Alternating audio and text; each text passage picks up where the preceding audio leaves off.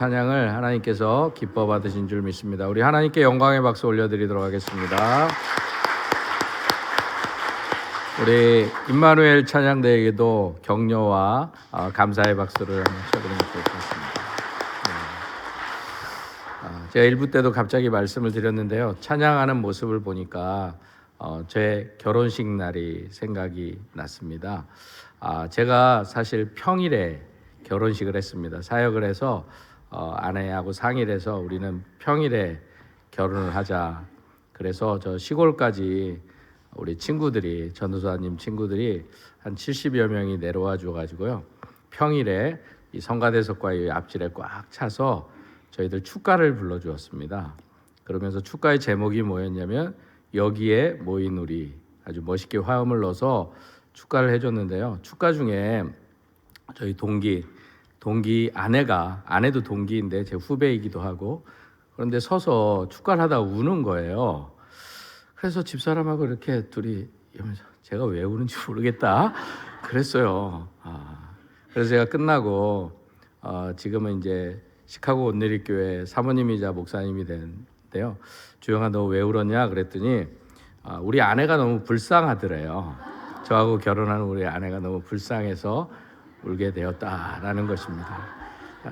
웃자고 한 얘기는 아니고요. 제게는 오늘이 뜻깊은 날입니다. 왜냐하면 다른 건 아니고요. 제가 도원동교회 와서 첫날 밤을 보내고 왔습니다. 사택에서 잠을 자고 첫날 밤에 왔는데 마침 또 오늘도 설교도 결혼식이에요. 결혼식. 잔치는 다음에 하도록 하겠습니다. 한 자매가 한 신학생과 결혼을 약속하고 부모의 허락을 받기 위해서 저녁 식사에 초대하게 되었습니다. 그래서 이 자매의 아버지가 또 어머니가 무엇을 준비할까 하다가 이 어머니가 이 남편에게 이렇게 얘기하는 거예요. 그 신학생이 오면 조용히 불러서 좀 물어보라고. 우리 딸을 보내는데 딸하고 잘 살 수 있는 능력은 있는지 좀 물어보라고, 조목조목 좀 따져보라고 그렇게 이야기를 했습니다. 드디어 이 신학생이 와서 저녁을 먹고 한참 이야기를 하는데 아내가 이 남편을 옆구리를 축축 찌르면서 빨리 들어가서 물어보라는 거예요. 그래서 이 아버지가 이 신학생에게 자네 내 방으로 잠깐 오라고, 그래서 서재에 들어가서 이야기를 나누면서 이렇게 질문을 했다고 합니다. 당신 내 딸하고 살아야 되는데 내 딸하고 살 집은 마련할 능력이 되는가? 라고 물었다고 합니다. 그러자 이 신학생이 네, 주의 일을 열심히 하다 보면 하나님이 주실 줄 믿습니다. 이렇게 얘기하는 거예요.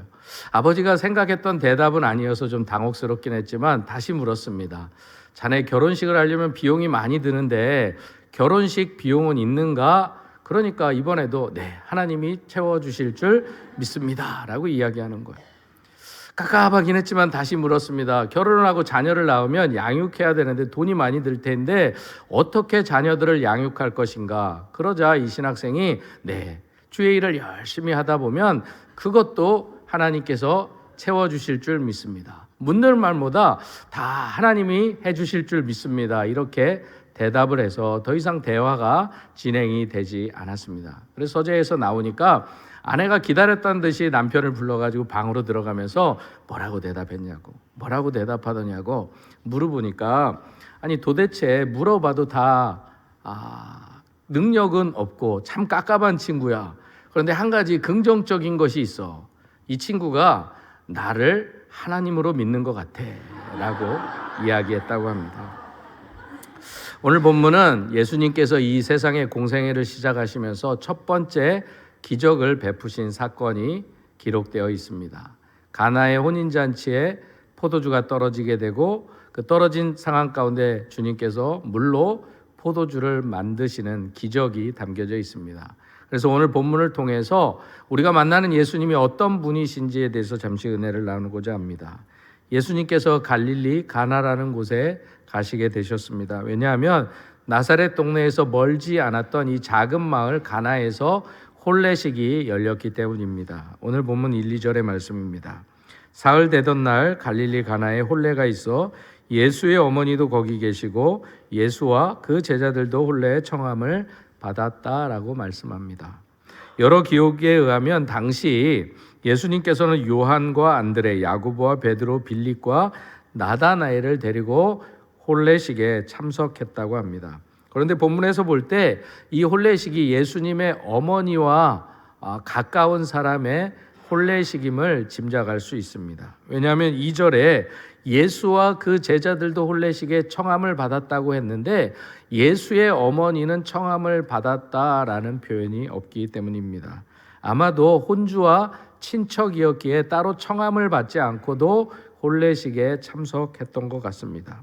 따라서 예수님과 제자들도 함께 초청받았다는 것은 결혼식의 주인공인 신랑과 신부 그리고 혼주가 이 예수님의 가족과 밀접한 관계가 있었기에 예수님도 제자들도 예수의 어머니도 이 혼례식에 참석했던 것을 보게 됩니다.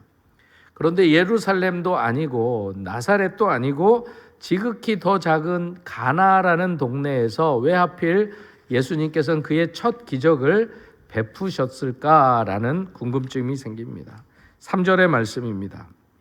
포도주가 떨어진지라 예수의 어머니가 예수에게 이르되 저들에게 포도주가 없다 하니. 이유는 간단했습니다. 다른 것이 아니라 포도주가 없기 때문에 주님께서 그곳에서 기적을 베풀어 주셨다라는 것입니다. 동네가 크든 작든 상황이 어떠하든지 그것이 중요한 것이 아니라 그곳에 모자란 것이 있었기에 주님께서 첫 기적으로 채움의 역사를 베풀어 주셨던 것입니다. 그래서 이 가나에서 올렸던 이 혼례식에 포도주가 떨어졌고 잔치가 혼란을 겪게 됩니다. 잔치를 주관하는 혼주의 입장에서 볼 때는 당황스러운 일이었습니다. 왜냐하면 당시 팔레스타인의 포도주는 보편적 음식으로 특별히 결혼식에 아주 중요한 음식이었기 때문에 이대로 두었다가는 잔치가 제대로 이루어지지 않을 상황이 펼쳐지게 됩니다. 그래서 마침 그 잔치에 참여했던 예수의 어머니가 포도주가 떨어진 것을 알고 이 사실을 주님께 고했던 것입니다. 마리아는 누구보다 포도주가 떨어진 것을 발견하고 예수님께 찾아갔습니다. 이 사람 저 사람 찾아가신 것이 아니라 그냥 곧장 예수님께 나아갔던 것입니다. 그런데 여기에서 마리아가 왜 갑자기 포도주가 떨어진 이 사건을 다른 사람도 아니고 주님께 고했는지가 궁금합니다. 그때만 해도 예수님께서 공생의 사역을 시작하지 않으셨던 때입니다. 그래서 어떤 기적도 보여주시지 않았을 때인데 왜 마리아가 포도주가 떨어졌으면 빨리 가서 사오든지 다른 집에 가서 빌려오든지 해야 되는데 주님께 달려가 주님께 이 사실을 알렸다는 것입니다. 무엇이 마리아로 하여금 이 사실을 주님께 알리도록 했을까? 여러분들은 어떻게 생각하십니까? 저는 아마도 예수의 어머니 이 마리아가 30여 년 동안 예수와 함께 지내면서 예수님에 대한 어떤 믿음을 가지고 있었다라고 저는 생각합니다. 그동안 예수님은 아버지 없는 집안의 가장으로서 가족의 생계를 책임지고 목수일을 하면서 살아왔습니다. 그럼에도 이 예수님을 바라보았던 마리아는 여느 집 어머니와의 눈과는 다른 시선으로 예수님을 바라보지 않았을까 하는 생각이 듭니다. 왜냐하면 마리아는 예수님을 잉태했을 때 하나님께서 그에게 특별하게 보여주신 환상을 경험했기 때문입니다. 그리고 예수님께서 성장하면서 보여주었던 남다른 행동들을 그냥 예사로 넘기지 않았던 것입니다. 그래서 마리아가 예수께로 찾아가서 저에게 포도주가 떨어졌다는 것을 알리게 되었다라고 저는 생각합니다. 그렇다고 해서 예수님대로 포도주가 떨어졌으니까 만들어 달라고 했던 것은 아닙니다. 사오라고 했던 것도 아닙니다. 단지 포도주가 떨어졌다는 말만 하는 것을 보게 됩니다. 당시 상황을 있는 그대로 주님께 전하기만 했던 것입니다. 그런데 그 말씀을 들으신 예수님도 이해하기 힘든 동문서답하듯 대답을 하십니다. 4절의 말씀입니다. 예수께서 이르시되 여자여 나와 무슨 상관이 있나이까? 내 때가 아직 이르지 아니하였나이다. 포도주가 다 떨어졌다는 이 어머니의 말을 듣고 예수님의 반응이 차갑게 반응하시는 것을 보게 됩니다. 그 반응을 듣는 우리까지도 어떻게 예수님이 어떻게 그것도 어머니에게 그런 말을 할 수 있을까라는 섭섭함까지도 들기도 합니다.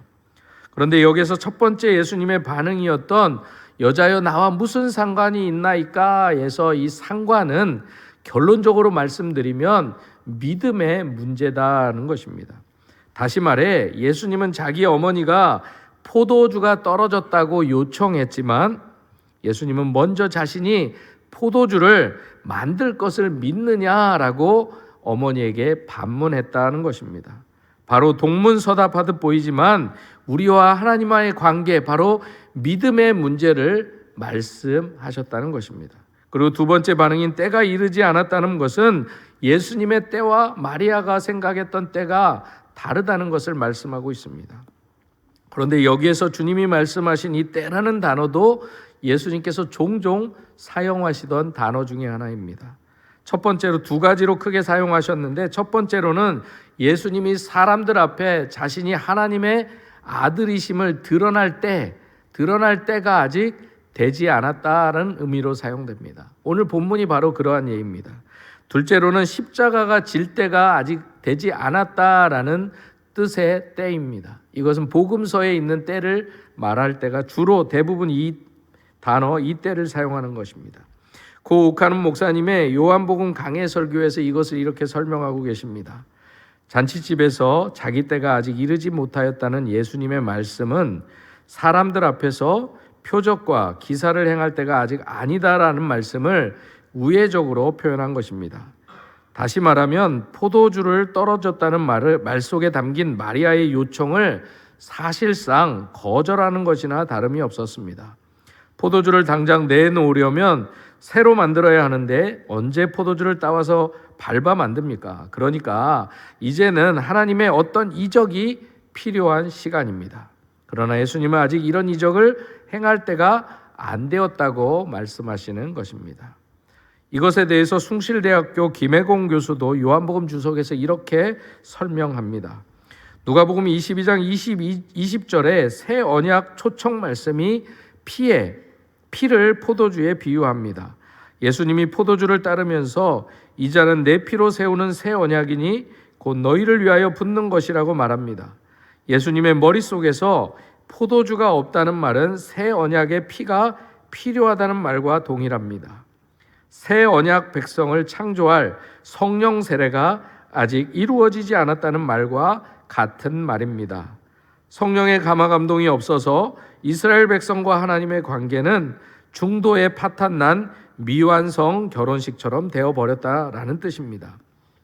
포도주가 없다 그들에게라는 마리아의 보고를 예수님은 성령의 새 포도주를 공급해달라는 간청으로 들어버렸기 때문에 내 때, 즉 내가 옆구리에서 피를 쏟을 때가 아직 되지 않았다라고 대답한 것입니다 라고 설명합니다. 사랑하는 성도 여러분, 이 두 목사님의 설명이 어떻든지 간에 우리 인생에도 때때로 포도주가 떨어지는 것 같은 상황이 있을 수 있습니다. 있어야 할 것이 우리 안에서 사라질 때 기쁨은 사라지고 우리가 준비했던 잔치와 계획들은 숲으로 돌아갈 위기에 처할 때가 있었습니다. 그래서 예수님의 이 대답도 포도주가 떨어진 상황 속에서는 거절되는 것처럼 보이기도 합니다. 그래도 어머니인데 어떻게 아들이 어머니에게 이렇게 불친절할 수 있을까라는 생각에 상처를 받을 수도 있습니다. 그런데 우리에게도 이런 경험이 종종 있지 않으십니까? 우리도 늘 하나님께 간절히 기도했지만 우리의 기도가 더디 응답되거나 때로 아무 응답이 없을 때가 종종 우리들에게도 있습니다. 심지어 주님께서 구하라라고 하셔서 간청했지만, 구하였지만, 기도했지만 응답이 없을 때가 있었다라는 것입니다. 그때 우리는 사람에게만 상처받는 것이 아니라 우리의 입술을 통해서도 종종 나는 하나님께 상처받았다라는 이야기를 할 때도 있습니다. 어쩌면 마리아의 경우도 예수님의 이 말에 상처를 받을 수도 있었다라는 것입니다. 그러나 여기서 우리가 놓치지 말아야 될 것이 한 가지 있습니다. 그것은 바로 예수님은 때론 우리의 눈에 거절하는 것처럼 보이지만 예수님의 때, 예수님의 방법으로 반드시 응답해 주시는 분이시라는 것입니다. 오늘 본문도 그렇습니다. 마리아가 와서 포도주가 떨어졌다고 했을 때 그것이 나와 무슨 상관이 있냐라고 말씀하셨지만 조금 후에 이 물로 포도주를 만드는 기적을 베풀어 주신 분이십니다. 처음에는 마리아의 청을 들어주지 않을 것 같이 보였지만 결국 마리아의 청을 들어주셔서 삶을 잔치로 바꾸어 주시는 주님이셨습니다. 우리가 잘 알고 있는 마가복음 7장 26절 이하에도 수로보니게 여인이 병든 자신의 딸을 고쳐달라고 주님께 나와 간청을 하는 모습을 봅니다. 처음에 주님께서는 힘들게 찾아온 이 여인을 매몰차게 거절하십니다.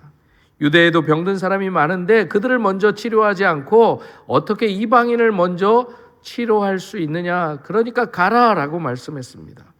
떡을 자녀에게 주기 전에 어떻게 개한테 던지는 것이 옳냐라고 굴욕적이고 모욕적인 이야기까지 하십니다. 이 여인의 간청을 매몰차도록 거절하셨던 것입니다. 그럼에도 이 여인이 조금도 물러나지 않습니다. 주님 말씀이 맞습니다. 그렇지만 상 아래 있는 개들도 아이들이 먹던 부스러기를 먹습니다.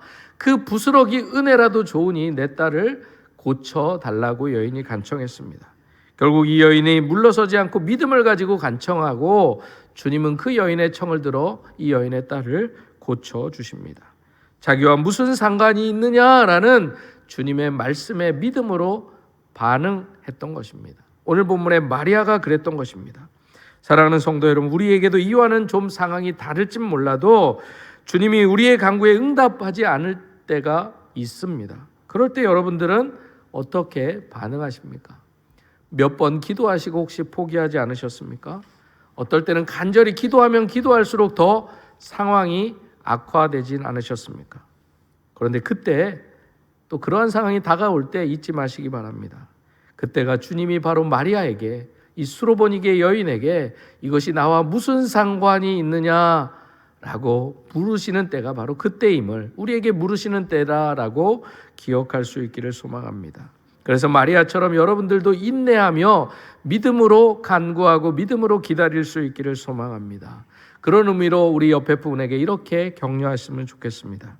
우리의 끝은 주님이 반드시 책임져 주십니다. 한 번 더 하겠습니다. 그러니 포기하지 마십시오.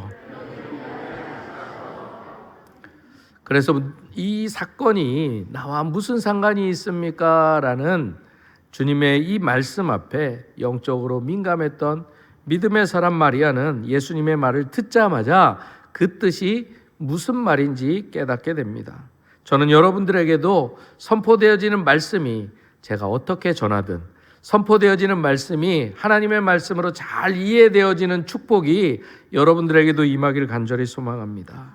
왜 하나님께서 나에게 이런 문제를 주셨는지, 이런 아픔을 허락하여 주셨는지 여러분들이 믿음으로 깨달을 수 있기를 소망합니다. 기도를 하고 있지만 왜 더디 응답되는지 그 이유를 깨닫는 여러분들이 되기를 소망합니다. 그래서 마리아도 하인들에게 묻지도 않고 이렇게 말합니다. 너희에게 무슨 말씀을 하든지 그대로 하라. 너희에게 무슨 말씀을 하든지 그대로 하라라고 말합니다. 마리아는 예수님의 말씀이 무슨 뜻인지 이해했던 것입니다. 바로 예수님의 뜻, 예수님의 의도를 파악했던 것입니다. 예수님의 의도를 정확하게 파악하지 못했을지라도 믿음으로 반응했던 것입니다. 사랑하는 성도 여러분, 우리도 오래도록 절망하고 방황하는 이유가 있다면 그것은 바로 우리가 주님의 뜻, 주님의 의도를 잘못 이해하고 있기 때문이라는 것을 기억할 수 있기를 소망합니다. 우리는 우리에게 찾아온 문제 앞에서 주님의 뜻을 발견하기보다는 이 문제만을 해결해 달라고 간청하지 않았는가, 우리 자신의 모습을 돌아볼 수 있으면 좋겠습니다. 그런데 이처럼 우리의 보기에도 분명히 주님은 마리아의 청을 거절했습니다. 그럼에도 불구하고 마리아는 이것을 거절로 보지 않았던 것입니다. 그래서 그녀는 하인들에게 예수님께서 시키는 대로, 말씀하시는 대로 하라고 말했던 것입니다. 조금 후 예수님께서는 마리아의 믿음을 보시고 하인들을 불러서 마당에 있는 항아리에 물을 가득 채우라고 말씀하십니다. 오늘 본문 6절과 7절의 말씀입니다. 거기에 유대인의 정결례식을 따라 두세 통 드는 돌항아리 6이 놓였는지라. 예수께서 그들에게 이르시되 항아리에 물을 채우라 하신즉 아기까지 채웠다라고 말하고 있습니다. 마당에는 정결례식을 따라 6개의 돌 항아리가 있었습니다. 웬만큼 사는 유대 사람들에게는 항상 마당 구석에 이 항아리가 놓여져 있었습니다. 왜냐하면 유대에서는 흔히 보는 우리가 말하는 그 샌들을 신고 다녀서 먼지가 그 다리에 발에 많이 묻을 수밖에 없기 때문입니다. 그래서 집 안에 들어갈 때 반드시 물로 발을 씻고 들어가야 했기 때문입니다. 그래서 이것 때문에 항상 마당에 물을 준비했던 것입니다. 또 장로의 정결의 의식에 따라서 음식을 먹을 때마다 손을 씻어야 했기 때문에 항상 물이 마당에 놓여 있어야 했습니다. 그런데 본문에서 항아리에 물을 가득 채우라는 예수님의 말씀을 하인들이 그대로 순종했습니다. 이 모습을 볼 때 우리의 삶의 응답도 우리를 둘러싼 상황이 문제가 아님을 깨달아야 된다는 것입니다. 우리 삶의 문제 앞에서 가장 중요한 것은 이것이 나와 무슨 상관이 있느냐 물으셨던 주님처럼 하나님과 우리 사이의 관계가 중요하다라는 것입니다. 우리를 둘러싼 상황보다 그 상황 가운데 반응하는 우리의 믿음이 더 중요한 것을 성경은 우리에게 말씀하고 있는 것입니다. 그러기 위해서 여러분들에서도 여러분의 삶의 문제 앞에서 위기 앞에서 믿음으로 반응하는 마리아의 민감함이, 영적인 민감함이, 믿음이 여러분들에게 있기를 소망합니다. 그럴 때 하나님께서는 여러분들에게도 동일하게 삶을 잔치로 바꾸어 주시는 기적을 준비하고 여러분들의 삶 가운데 펼쳐 주실 것입니다. 그리고 드디어 주님은 물이 가득 채워지자 이제 물을 떠서 잔치를 책임지고 있는 연회장에게 갖다 줄 것을 말씀하십니다. 하인들은 뭐가 뭔지도 모른 채 마리아가 시키는 대로 예수님의 말씀을 따랐습니다. 연회장은 물로 된 포도주를 마시고 너무 놀라서 10절에서 이렇게 말씀합니다. 사람마다 먼저 좋은 포도주를 내고 취한 후에 낮은 것을 내거늘 그대는 지금까지 좋은 포도주를 두었도다. 이게 무슨 말입니까? 처음에는 좋은 포도를 내다가 나중에 취하면 값싼 포도주를 대접하는 것이 관례였다는 것입니다. 그런데 이 집은 나중에 더 좋은 포도주를 내었다는 것입니다. 그래서 연회장은 신랑을 불러 이 집안을 칭찬하기까지 했던 것입니다. 예수님이 채우라고 명하신 이 항아리는 유대 정결에 따라서 손을 씻도록 물을 담아 두었던 것이었습니다. 그런데 예수님은 그 물로 맛 좋은 포도주를 만드셨던 것입니다. 아모스 9장 11절과 15절에서도 하나님께서 함께 하시는 자의 풍성함을 포도주가 넘치는 언덕으로 노래하고 있습니다. 이 가나의 혼인잔치에 포도주가 넘치는 언덕, 포도주가 넘치는 잔치로 바꾸어 주시는 주님의 기적이 베풀어 주셨던 것입니다. 이처럼 예수님은 물과 같이 아무런 냄새도 맛도 나지 않는 그 인생의 물들을 포도주와 같이 우리의 삶도 바꾸어 주실 것입니다. 이렇게 하여 예수님께서는 처음으로 갈릴리 가나에서 하나님이신 자신의 영광을 드러내십니다. 오늘 본문 11절의 말씀입니다. 예수께서 이 표적을 갈릴리 가나에서 행하여 그의 영광을 나타내심에 제자들이 그를 믿었다라고 성경은 말씀합니다. 사랑하는 성도 여러분, 마리아는 성령의 잉태로 이 땅에 오신 예수님께 이 혼인집에 일어난 문제 해결의 능력을 기대하고 주님께 간청했습니다. 결국 이 사건은 마리아의 부탁이 단순히 포도주를 넘어 주님의 영광을 드러내는 것임을 주님은 말씀해 주셨던 것입니다. 나와 무슨 상관이 있냐? 내 때가 이르지 아니었다라는 것은 포도주를 넘어서 주님의 영광을 나타내기 위한 말씀이셨다라는 것입니다. 마리아는 예수님의 말씀을 듣고 하인들에게 예수님의 명령에 순종할 것을 말씀했는데 이는 예수님의 영광이 드러나도록 하는 도구가 되었다라는 것입니다. 예수님은 아직 자신의 때가 이르지 않았다고 대답하셨지만 하인들에게 항아리에 물을 채우라는 명령을 내리심으로 자신이 메시아 되심을 증거하셨던 것입니다. 예수님을 향한 마리아의 믿음과 간구에 드디어 주님이 응답하셨던 것입니다. 사랑하는 성도 여러분, 우리 인생에도 이렇게 어려움의 문제 앞에 맞닥뜨릴 수 있습니다. 그때 여러분들도 믿음으로 주께 간구하며 나아갈 수 있기를 소망합니다. 다른 것을 찾지 마시고 오직 그 문제를 가지고 주님 앞에 먼저 나아가는 저와 여러분이 될 수 있기를 소망합니다. 그럴 때 여러분들의 삶 가운데 일어난 그 문제를 통해서 주님은 당신의 영광을 반드시 드러내 주실 것입니다. 그러므로 우리도 우리 삶에서 예수님이 우리 삶 가운데 선한 뜻과 선한 계획을 가지고 계심을 기억하고 기다리는 그런 믿음의 삶을 살아갈 수 있어야 할 것입니다. 그러나 사실 우리는 포도주가 언제 정확히 변했는지는 잘 알지 못합니다. 하인들이 항아리에 물을 채웠을 때인가, 아니면 하인들에게 마리아가 명령했을 때인가, 아니면 주님께서 항아리에 물을 떠서 연회장에게 갖다 주라고 했을 때 변했을까? 우리는 정확히 알 수는 없습니다. 그러나 분명한 것은 물이 변하여 포도주가 되었다는 것입니다. 이처럼 주님이 이루시는 변화와 기적은 우리의 생각과 우리의 상상과 우리의 설명을 뛰어넘는다라는 것입니다. 그러나 그럼에도 불구하고 언제 변화가 시작되었는지 우리 각자의 믿음에 따라 미루어 짐작할 수 있습니다. 저는 바로 마리아가 하인들에게 너희에게 무슨 말씀을 하시든지 그대로 하라, 이때 물이 변하여 포도주가 되기 시작했다고 저는 생각합니다. 왜냐하면 주님은 이미 물로 포도주를 만드시려고 계획하셨을 것입니다. 그러나 마리아가 믿음으로 반응하고 마리아의 말에 하인들이 순종함으로 예수님의 이 계획이 이루어졌던 것입니다. 바로 마리아의 이 말이 하인들에게 전달되고 하인들이 이 말에 순종할 때 저는 변화가 일어났다고 믿고 있습니다.